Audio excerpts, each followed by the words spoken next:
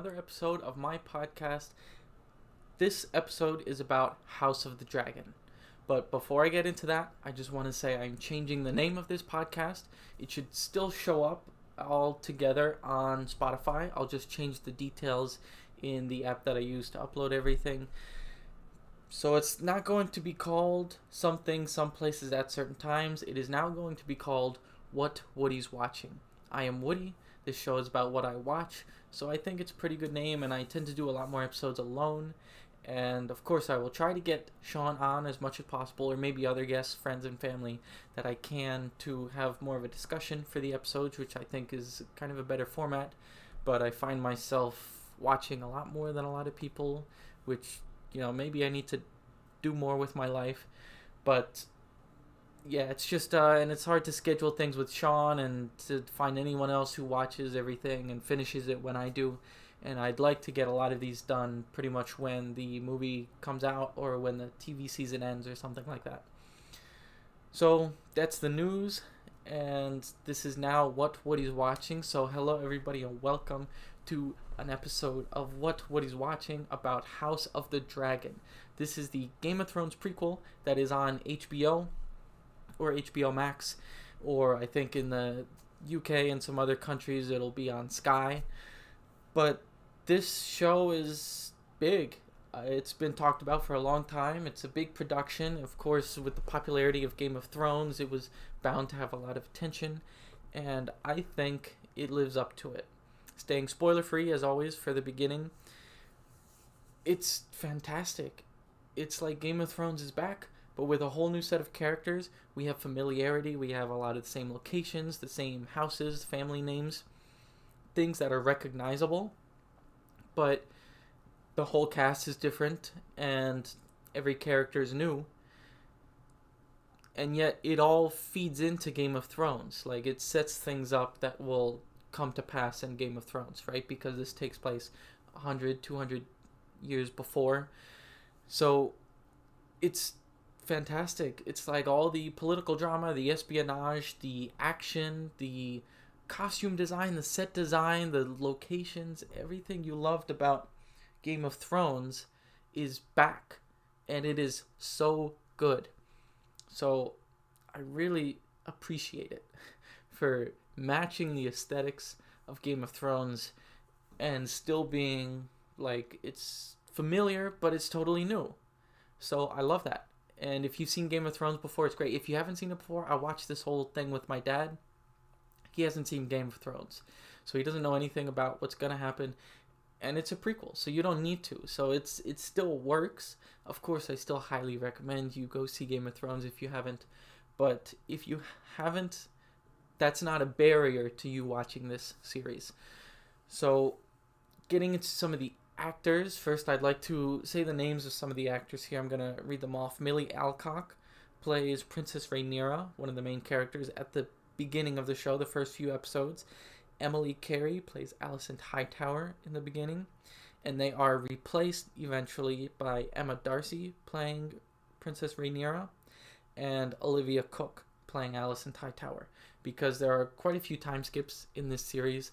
The largest one, I believe, between episodes 5 and 6 is like a 10-year time skip, so that's when they changed the actors, as well as actors for some other characters who are younger.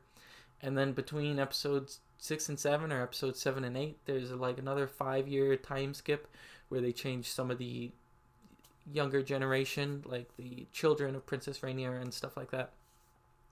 I was a bit worried that in changing the actors, you never like it when they recast an actor for a show or a movie, and it can take some getting used to. But I think in this one, like, it worked out really well. They all felt like the same character. I don't know if there was any kind of direction, like if the directors or the writers went to the actors and said, hey, we want you, younger actor, to try to mimic what the older actor does, or we want the older actor to mimic what the younger actor does. I don't know if there was any of that, but I think it all worked out really well. The actors are great.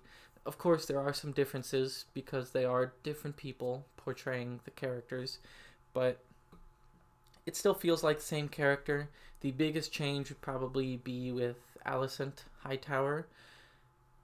When she's older, she's a much kind of a much stronger, more outspoken character. At the beginning, she's more of just almost along for the ride for a lot of things, but I think that also reflects her character in a 10-year time skip, so it's not like she's totally out of place or anything. And I think Olivia Cooke is a fantastic actress. I love her in pretty much anything she's been in. So yeah, it still fits, and I wasn't turned off by the recasting of so many of the characters. It serves the story well, and of course, when they covered 15 years and they cover some characters who were babies at the beginning and are adults by the end, or almost adults by the end, of course you're gonna have to do that anyway. So yeah, none of it really took away from the story or anything, which is something I was kind of afraid of. And when it comes to everything else, like, the story is fantastic, the intrigue, it seems like every episode has weight. Every moment matters. Whereas, something I mentioned with the Lord of the Rings series on Amazon, The Rings of Power, nothing really felt like it was life or death. Nothing felt like it set up the future of the world that I came to know and love in Lord of the Rings, right? Maybe it's just because the time difference is too vast, or maybe they're just planning to... I hope that series gets better, but it wasn't like... It didn't feel like everything mattered. In this show, in House of the Dragon, everything here matters. There are things they mention here that are important to Game of Thrones. There are things that you just know are going to be important in the next episode, in the next 3 episodes, in the next season. Like, this was all setting up the Targaryen Civil War this season, right? And you just know with every moment, every little thing that happens, is going to cascade into this war that's going to come starting like next season. And it's fantastic. And that's not to say there isn't action, there isn't war stuff in this season. There is. I don't want to get into too many details here. I'll get into spoilers in just a minute. There's still plenty of action, and it still looks great. The special effects are fantastic. The dragons look amazing. They look threatening. They look scary. They look dominating. Like, they are as impressive as a dragon should be, right? The only thing is sometimes when they show them riding dragons, it doesn't look that great. This was also a problem with Game of Thrones. I think it's probably a thing in almost any show or even a movie budget.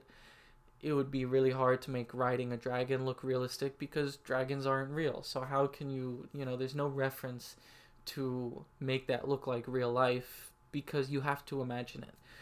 So yeah, it's a little weird. Like, you can tell it's someone sitting on a thing, on a prop, on front of a green screen, but it doesn't take away from the story. It's not distracting. It's very short glimpses where you actually get a close-up of someone riding a dragon, and you understand what's going on. That being said, this show is fantastic. Fantastic. I love so much about it. I will give it a rating here. Spoiler-free, I give it... Right now, with just season 1, I give it 8 out of 10. Maybe it's a 9 out of 10. There's a long way to go for the series as a whole. This season, I would give 8. Maybe I'll give it a 9 after some time to think about it. But I think it's definitely no lower than 8 out of 10 for me. So that's it. That's spoiler-free. You've been warned. I will get into spoilers now. And let's get into it with a bit more detail. Of course, I mentioned the actors. I was hesitant at first, but when they came out, they were really good, and the way they evolve. So let's start with Alicent Hightower, because she probably had the biggest change from the youngest to the older actor. And at the beginning, like I said earlier, she was kind of along for the ride when her father tells her that the king is going to want someone to give him company. She just goes and does it, and you get this sense, it's unspoken, and I also got the sense that she understood that, oh, he's doing this because he wants me to be the person that the king likes in his time of mourning, his moment of sadness, and that'll make him like me better. And maybe that'll get me to be the queen, right? So it wasn't her idea, but she understood it, and she did it anyway. She knew that's what they were going for, and she wasn't opposed to it. She wasn't necessarily for it. She didn't suggest it, but she did it, knowing what it would do. And then when you get the older actress, or before we get to the older actress, still with the younger, the moment where she's saying things like, I don't want to challenge anything or whatever, and when her father's getting dismissed from being Hand of the King, and he's telling her, listen, your children are sons to the king. This is going to matter whether you want it to or not. So you need to get your act together and be prepared for when it does matter. And then when we have the older actress, she's much more outspoken. She's much more verbal. She understands all these things much better. She can play the politics a lot better with things like when she approaches Aegon and she's like, hey, you are the challenge to the throne. When he says, like, I don't want to, then fine. I don't want to challenge her. I don't want to be the king. And she's like, stop messing around. You are the challenge. The fact that you're alive is enough. So she's changed a lot.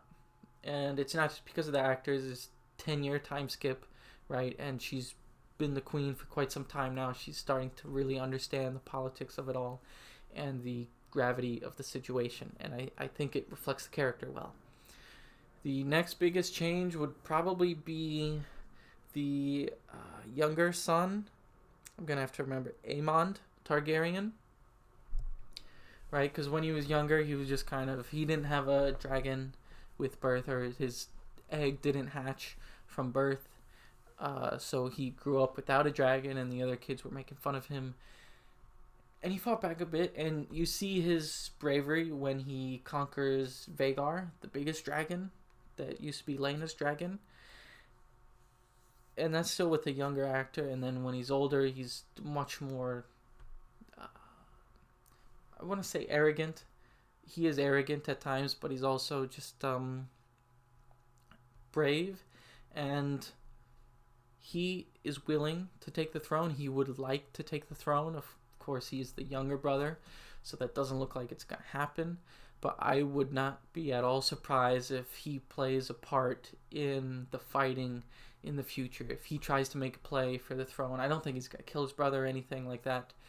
But I would not be surprised if he starts setting things up to move things behind the scenes so that someone can start supporting him. Maybe if nothing else, just by saying, look, I've been preparing for this role. My brother never wanted it. My sister never deserved it. You should pick me because I'm the better choice, or something like that. Of course, we don't get that far in this season yet, but that's where I think he's headed. And I think the actor does a great job. He looks great, and he really plays off the character well. I think all the actors in this, a lot of actors I never knew before, I think are doing fantastic jobs with this show. And Rhaenyra, from the younger, right, she was always, kind of sure of herself. She was always wanting to do her own thing. She wanted to live her life. She didn't want to be married off to someone she didn't like or whatever, and things like that. Classic kind of almost like an Arya Stark character, right? I don't want to just be the lady that everybody expects me to be in this society. But of course, she's heir to the throne, and she wants to show people, and I think she does a good job when she's younger, doing what she can to show that she is a competent leader, politician, eventually, and she's really good. And then with the older actress, you see that, of course, she's still not the queen yet, but she's still prepping for it. She's ready to do it. She's prepared her sons for it. And she knows what's to come, and I think she's done a great job. All the stuff leading up to that, with the marriage, eventually she concedes, okay, I will get married, and she gets married to, give me a second, I will look up the name, but the Velaryon, where is his name? But the Valarian guy. Damn. Okay, I'll keep talking for now. I will find this name for you. But yeah, she decides to get married, and they deal with it, and they're like, look, we each have our own interests. We don't want to be married to each other. We aren't necessarily interested in each other romantically. And they just do it because it's what they're expected to do. So they manage, and they each have their own, side hustle going on with whoever they actually want to be with. And it works out. And I think they make it work, even though the children don't look like him. Laenor, that's his name. Laenor Velaryon. Even though the children don't look like Laenor,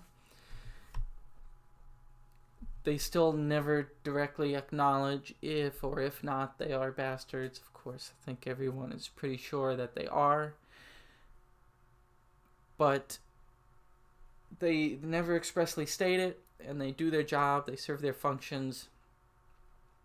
And when they come to get rid of Laenor, right, they find a way that is, I guess, appeasing enough to him that he's okay with it, to fake his death and tell nobody about it.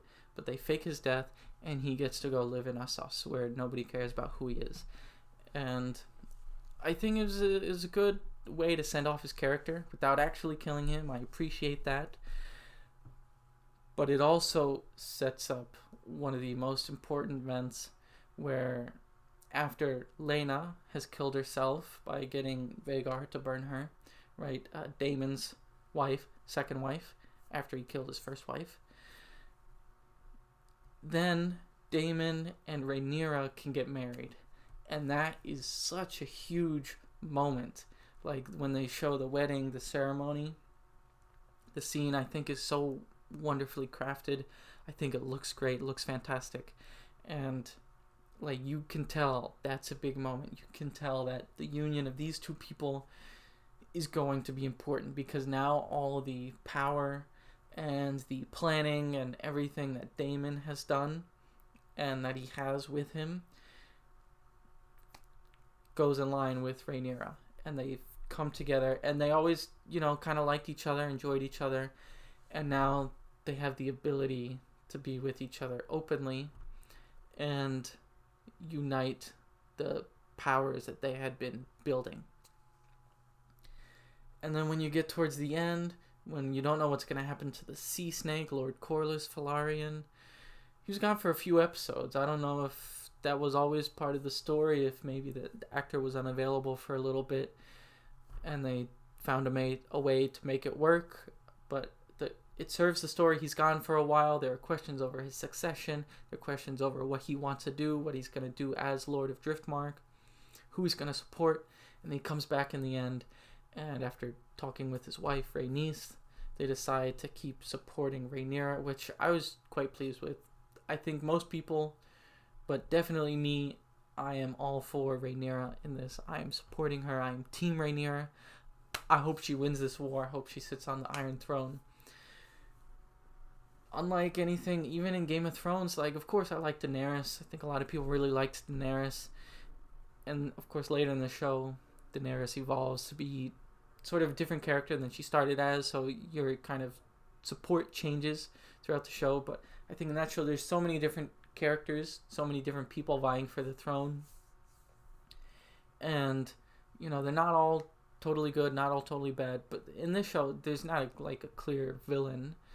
It's not like one is clearly a bad person. I think Alicent's will to get Aegon on the throne is misplaced, obviously, because she misinterprets the prophecy as being something the king is telling her, instead of the unfinished conversation he had with Rhaenyra, right?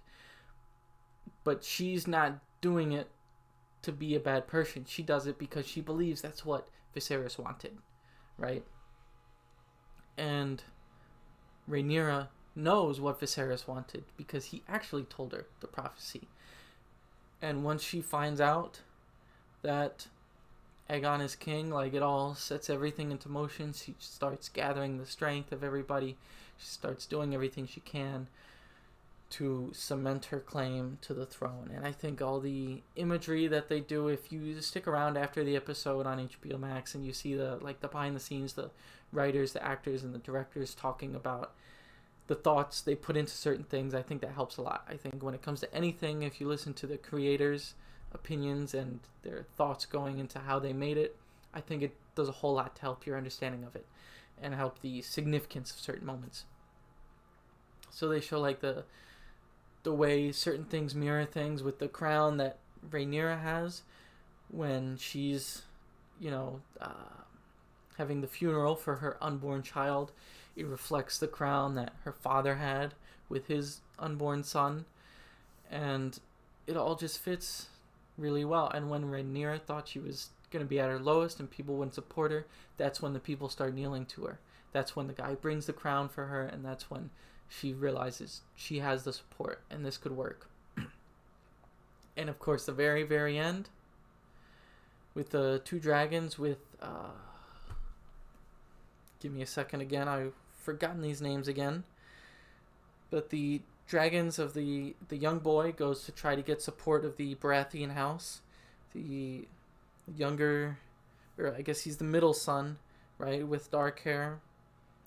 Damn, what's his name? He's not Jace, is he? He's I don't remember his name. These names, they all got freaking weird names, and I can't see it. They're not showing it right away here. But yeah, he gets there and he sees that Vhagar, the biggest dragon, is there. So we know that Aemond is there as well. And then once they're flying around, I didn't think that Aemond wanted to kill him. He just wanted to take his eye, as he always did. And then they're flying around through the skies, and I just knew something was going to happen. Once what's the name? Once Rhaenyra's son thinks he's escaped and he's flying free, he gets up above the storm, he's flying out in the clear clouds. I'm like, I know, dude, you got to get farther away from those clouds, because that dragon can pop out of those clouds anytime. You're never going to know it. And he doesn't get far enough away into open space. He can't see what's going on. And then what do you know? He's looking behind him, and what comes out from underneath in the clouds? Vhagar. Although it was against Aemon's wishes, both of the dragons got a bit uncontrolled for a moment, right? The smaller dragon breathing fire onto Vhagar, the bigger dragon. And then that pisses off Vhagar, and then that makes Vhagar go and eat the dragon and the kid and kill them. And then you know that Aemon's like, damn, bro, I fucked up. This is bad. That's when you know that it's about to go down. And then the scene when they show, I think it's fantastic. You don't see their faces. You just see Daemon walking. You see him from behind walking up to Rhaenyra. It's blurry. She turns around, and then you just see their backs to the camera as they walk towards the fire. And you can just see the emotion in the way she bends over. You know she's sad, she's angry. You know that now she knows what she has to do. She knows that the war is unavoidable and that she didn't strike the first blow, which she didn't want to do. She definitely didn't want her son to be the recipient of the first blow, and she didn't think it was going to happen this way. But it has happened, and now she knows shit's about to go down. This is where everything is about to kick off. And oh my gosh, I'm so excited for the next season. But now I gotta wait probably another year, maybe more. I don't know if they've already got season 2 underway with pre-production or anything. I'm 99% sure they're not filming it yet. I will look it up for you quickly here. Is House of the Dragon season 2 filming? I'll just say filming. I'll see what news pops up. So it will start filming early next year, 2023. And they say it could premiere later that year. So maybe it'll premiere around the same time of the year as this season did.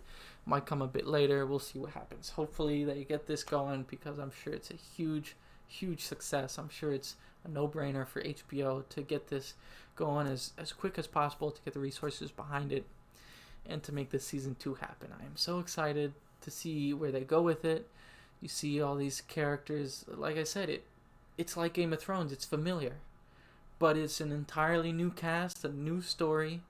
There are some similarities. There are some familiar settings, familiar family names, but of course, totally different people, different dragons.